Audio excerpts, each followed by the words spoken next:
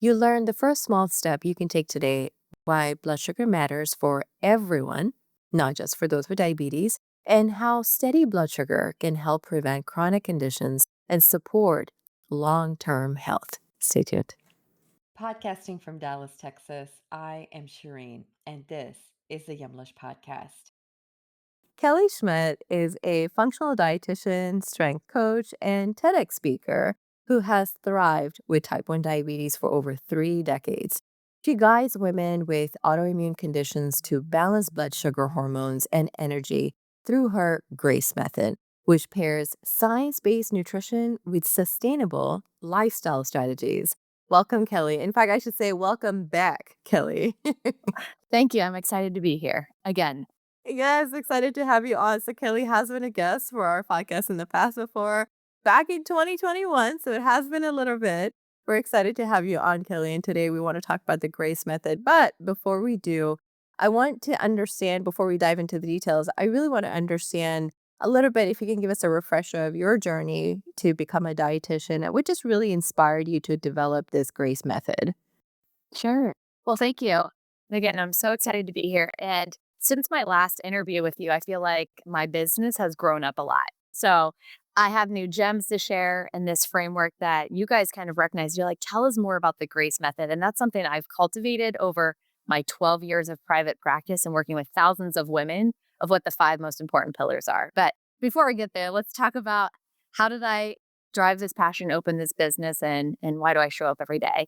And it started with at 8 years old on my birthday, I was diagnosed with type 1 diabetes. And of course, that was a journey. You said successfully living with type 1 for 3 decades, something like that. I don't know if the first 10 or 20 or 29 were successful. No, I kid. But type 1's, of course, a juggling act and it's tough, but I have failed forward. And how I got to being a diabetic dietitian is often what people know me as versus my real name. It started with my dad's journey. So, my dad and uncle all had type 1 diabetes. My dad's still alive today, and it's not without a fight.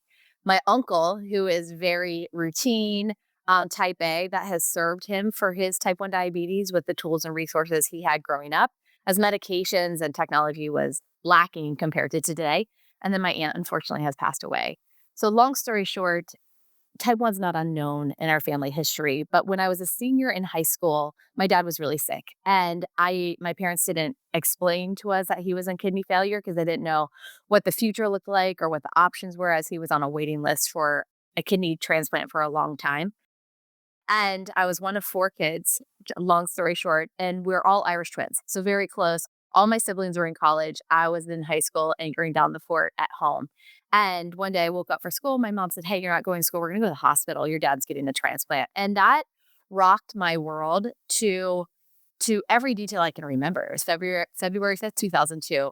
And while I was in the waiting room, while he's getting a dual kidney pancreas transplant, which was one of the first hundreds at Ohio State University. So he was one of the beginning patients in this option. It was really scary, of course. I'm thinking, dad's had retinopathy, dad's had a foot ulcer, dad's had hypo unawareness and has totaled his car, dad has had a heart attack, like all of these things that can come with type 1 diabetes. And I'm like, all right, well, now he's having a transplant. Like he could pass away today. And when's this going to happen to me? And, so many years ago, that still strikes a chord, but really it lights the fire in what I do today. So in that waiting room, I was trying to figure out where I was going to school and what I was going to do when I grew up. And I was like, somewhere to prevent anyone from being in this position. And I quickly and abruptly fell in love with dietetics. And even when I was in school, like I knew I wanted a private practice. I knew I wanted to help people use food as medicine. And I have that aggressive desire to keep learning from that day and on. So that's where I am. Didn't know I was going to get emotional. Way to bring it out of me. But that's my story. And yeah. Thank you so much for sharing that, Kelly. What a journey it has been. And to have it be so close to home and to go through it yourself. When we're talking about type 1, we always hear about type 2. Type 2 is like the common diabetes, like 90% of the population that has diabetes has type 2. We don't hear type 1 as often. I think there's more awareness now than it has ever been.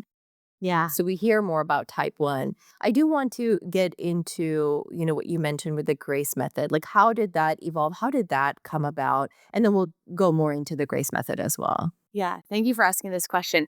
So often the word grace, I say so often. So as a type 1 diabetic, I call myself a type 1 diabetic. I know some people don't like using those words, but it just is how it is with myself.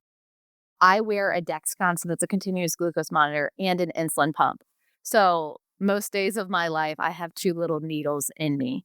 And those don't feel good, but I don't care about the pain. I just want them to work. And that's just where I am at type 1. But as I inject those, I have to change today my Dexcom in an hour and a half. As it inserts, I always say the word grace. And it just helps me relax and it goes in and better absorption. And that's what we need. So grace has always been part of my story, interestingly enough, like the word grace, long and short. So I've been in private practice coaching clients for over 12 years, and I have found repeated themes that I need to support people on to support the overall goal. And let their goal be type 1 diabetes, better blood sugar management, prevent complications. Let it be hypothyroid and weight management, or a combination of all of these things, whatever it may be.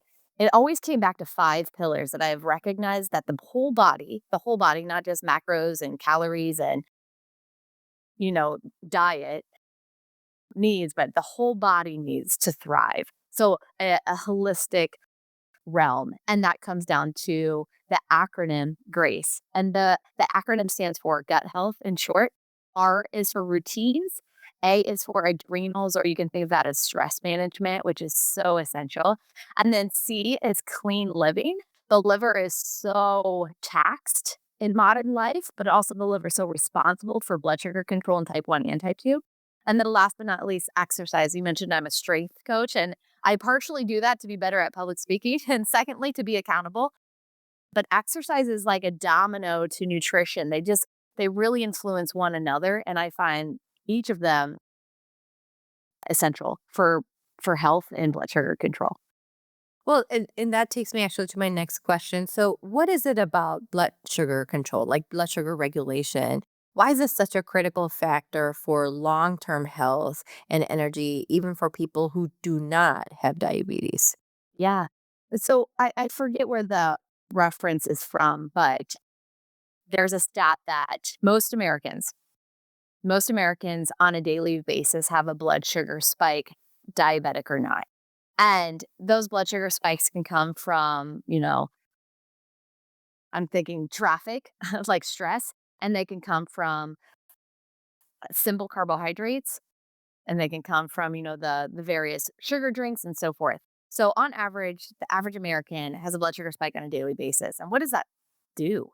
And what it does is it can lead to glycation of the cells. And let me just break that down, is it can drive disease. It can drive inflammation. Inflammation can drive disease.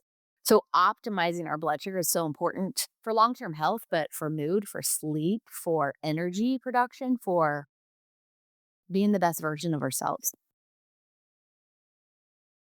Which then takes me to your method and sort of that intersection there. How does this grace method that you mentioned that looks at all of these different elements? How does the method address not just nutrition, but like you said, other elements of it, including sleep, stress, movement, so forth? Yeah. So I have written here, and I was like, it's worded so well, so I'm going to reference it. But the method, the 5 main pillars that I think can help optimize individuals' health, especially when blood sugar is part of the story. The GRACE method layers and habits that influences blood sugar behind the scenes, lowering cortisol, syncing sleep to circadian rhythms, and using strength training to boost insulin sensitivity. And that's where it's at, is these 5 pillars not only support all systems in the body, it influences insulin sensitivity, and hormones don't work alone. When we're insulin resistant, there can be problems with sex hormones, appetite regulating hormones, thyroid hormones, and things just aren't, compartmentalized. So overall it optimizes the whole body, and behind the scenes, these layers, these pillars, these optimizing health on these front can improve insulin sensitivity overall. Therefore make blood sugar management more seamless, easier, and predictable. Mhm. Super helpful. Now, what's the first small step someone should take today? Because there's a lot packed in there, right? Yeah. So, what are some small steps that someone can take today to start improving their blood sugar? That's a great question. When I work with private clients, it's usually individualized where we begin. And I always want to go for the low hanging fruit. But generally, I often zero in on routines. So, routines are so helpful for the brain feeling safe, optimizing cortisol, optimizing digestion, and again, creating consistency with blood sugar management. And those routines can be a proper bedtime routine, child or not. You know, as parents need adulting and we need routines, we need discipline, we need somewhat of boundaries or guardrails just to make sure we're getting quality sleep, as sleep is the secret sauce to health. Sleep is the secret sauce to better insulin sensitivity. So that's a big priority I'll put a lot of attention and energy on, but low hanging fruit is recognize how much sleep we're getting and do we feel rested and what can we do to improve the quality and quantity. And then beyond that sleep, I jump to the idea of anchoring meals. So if we take, hopefully, 3 meals a day, some people like 1 meal a day, some people prefer two, but I like three because it's really important to get enough protein throughout the day to help stabilize blood sugars, optimize nutrient status, and so much more. But I do appreciate anchoring meals as the digestive system and appetite are somewhat trained. So as we get close to, say, noon, most people are hopefully eating lunch at noon. Those digestive enzymes are already juicing, they're already initiating before we actually sit down to that meal. So anchoring meals goes a long way so we can know our appetite. It helps people understand how big of portions they need and also get into that consistency of if you're taking medicine, of course, insulin, how well you're covering the meals and how to analyze and optimize for the next day and also course correct from the day before. So, anchoring meals and then focusing on sleep as well. Where do most people struggle with the GRACE framework if as they adopt it, and how can they overcome it? Yeah. I think most people struggle with consistency. Consistency and accountability. I use a lot of sayings in practice, and sayings I think help people remember better. But I always say, let's major in the majors. Let's major in the majors and sleep. Something I hadn't mentioned is just the importance of, hydration. So, sleep, hydration, getting outside, moving your body most hours. I really believe in exercise snacks.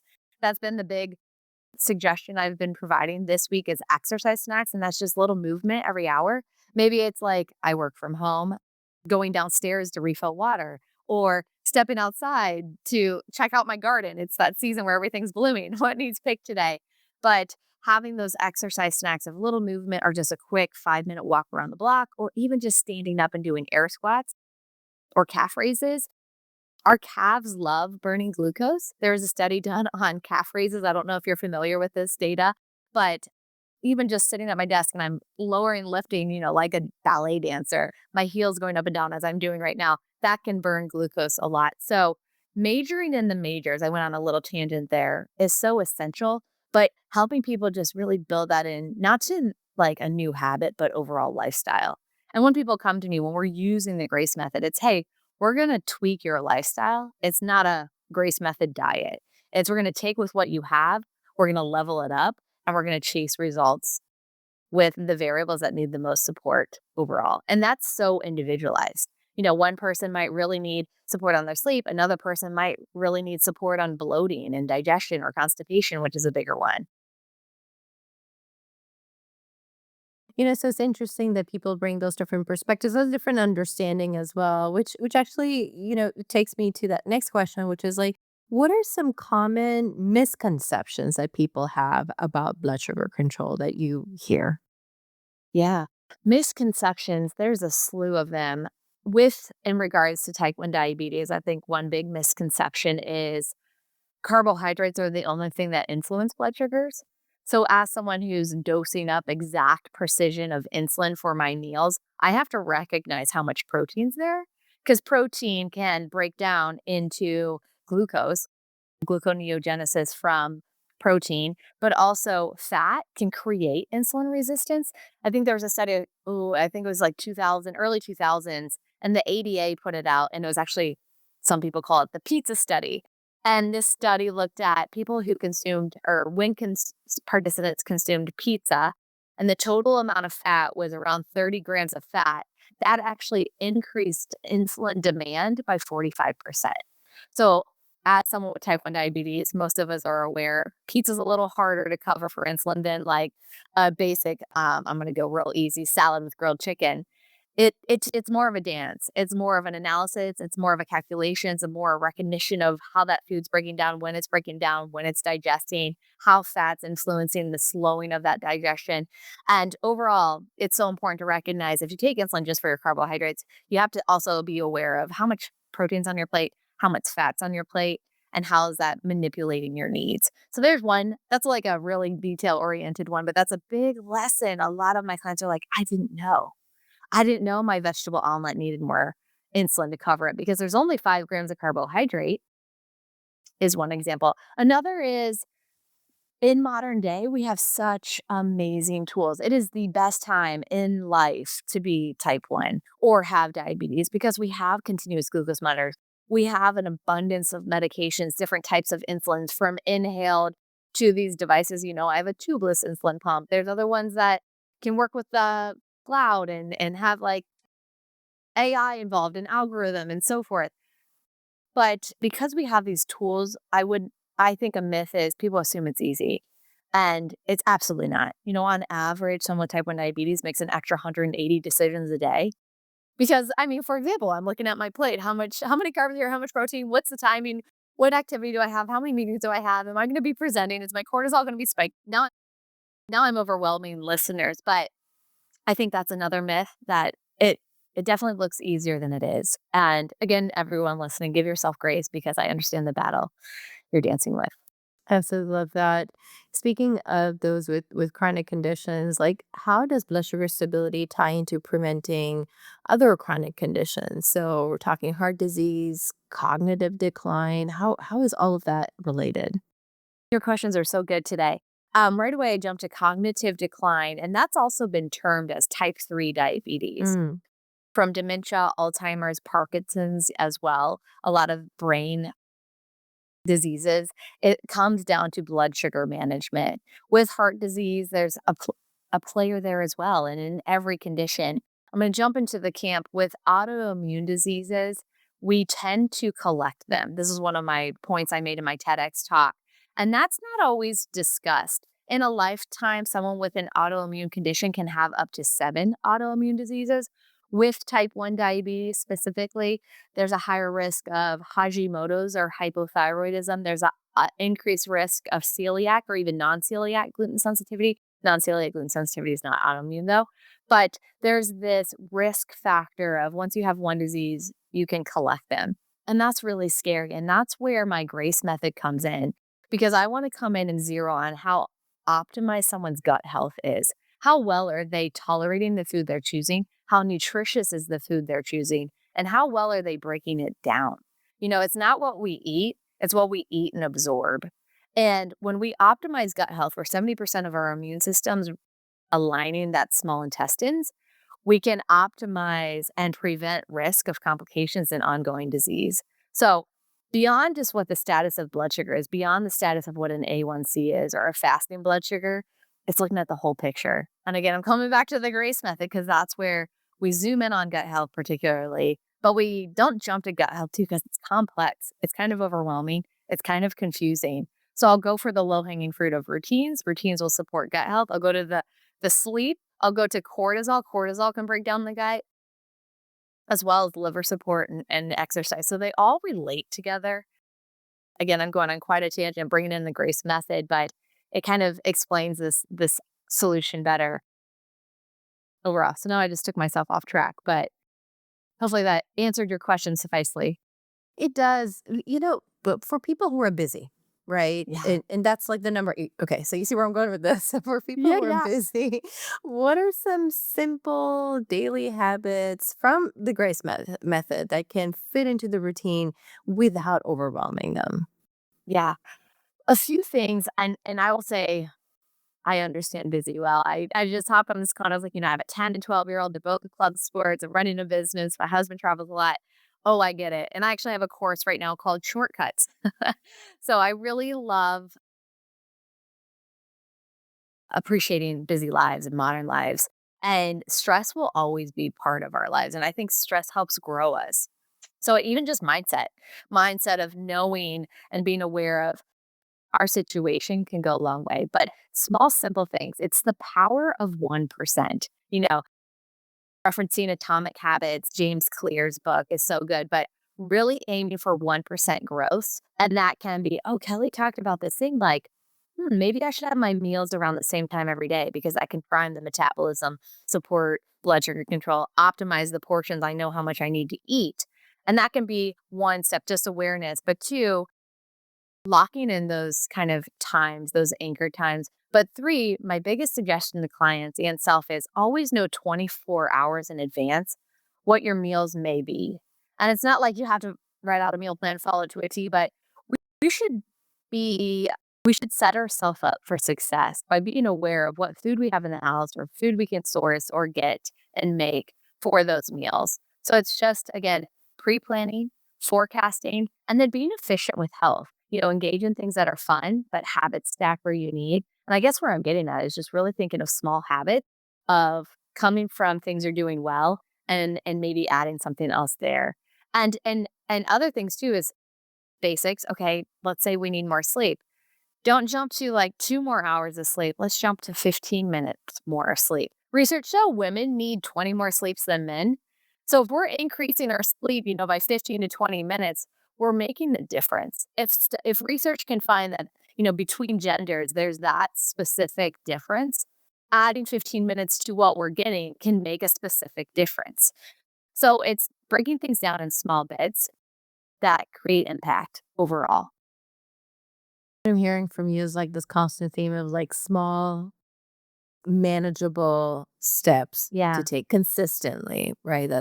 Yeah. That's what I'm hearing thematically here. With that, Kelly, we are toward the end of the episode, but I would like to close out with this question, which is, what do you hope people take away from this episode? Not just about blood sugar, but just about living with more energy and resilience overall.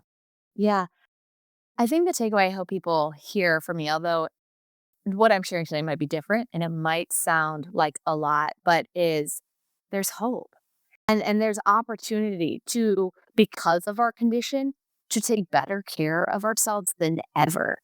Because I'm type 1, I am more motivated to take that extra step of exercise, that extra step of sourcing optimal groceries, that extra step of eating more nutritiously.